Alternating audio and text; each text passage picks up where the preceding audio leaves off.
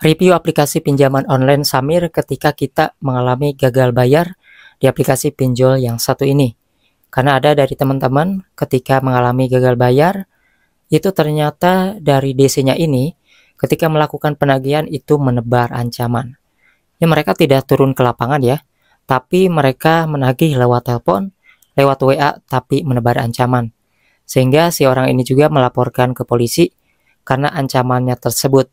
Entah itu kayak sebar data ya, mau mempermalukan dan sebagainya.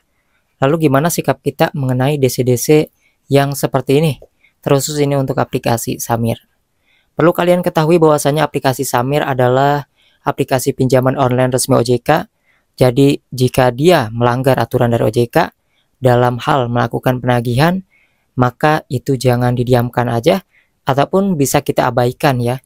Karena perlu teman-teman tahu bahwasanya ketika mereka melakukan penagihan ke kita sehingga kita belum mampu membayar pada saat itu tidak bisa mereka memaksa kita, apalagi sampai yang namanya menebar ancaman. Entah itu mau mempermalukan ya, mau nge-tag akun Instagram kita, mau ngapain lah pokoknya sesuatu hal yang membuat kita itu sebagai ancaman gitu ya teman-teman.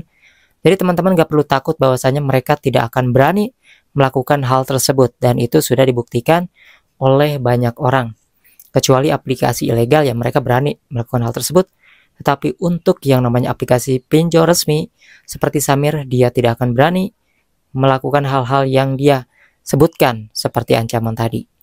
Nah maka dari itu buat teman-teman, ini kemarin sudah ada ya yang dilaporkan oleh debiturnya karena si Samir ini yaitu menebar ancaman karena orang ini belum mampu membayar.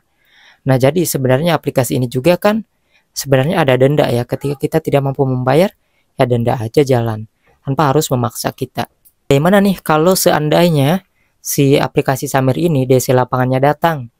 Apakah kita harus membayar pada saat itu? Atau seperti apa?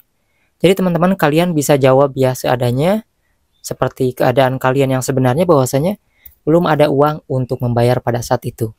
Nanti kalau misalnya usaha kalian sudah lancar, sudah punya penghasilan per bulannya, sudah biasa lagi ya, mapan lagi, merata lagi penghasilannya, maka siap membayar, tetapi belum bisa menentukan kapan bisa membayar. Nah teman-teman bisa katakan seperti itu ke DC-nya. Bodo amat ya mereka mau mendengarkan ataupun tidak, mau berapa kali ya datang ke rumah atau enggak, karena di pinjol sebelah juga ada nih dari teman-teman ya yang melakukan pinjaman di pinjol lain yang sebelah ya, yang sampai didatangin 9 kali. Itu belum sanggup membayar gak masalah kok ya, selama kita ada di alamat, tidak melarikan diri ya. Dan memang seperti itu keadaannya, bahwasanya Hotman Paris juga mengatakan orang yang tidak mampu membayar utang di pinjol itu tidak bisa dipidana secara perdata, apalagi orang tersebut tidak memiliki harta untuk membayar pada saat itu. Jadi teman-teman gak perlu takut, gak perlu cemas, hadapi aja ya. DC ini bukanlah hal yang harus kalian ketakutkan ya, karena bagaimanapun aplikasi ini punya aturan dalam segi penagihan dan tidak boleh mengancam orang yang tidak mampu membayar. Karena indikator terbesar gagal bayar di aplikasi pinjol resmi itu terkena selik OJK aja.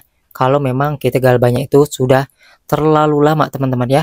Jadi kalian bisa gagal bayar mandiri dulu ya, kalau sudah ada uang baru deh nanti dibayarkan tagihan pokoknya aja. Minta keringanan, bunga dan denda minta dihilangkan. Kesimpulannya, kalian jangan pernah takut dengan DC lapangan yang mengancam kalian. Oke, yang mau nanya silahkan tulis di kolom komentar ya teman-teman, untuk pinjol yang manapun yang mungkin ingin kalian tanyakan. Intinya kalian gak perlu panik karena orang yang mengalami gagal bayar ini bukan hanya kalian saja, tapi jutaan orang.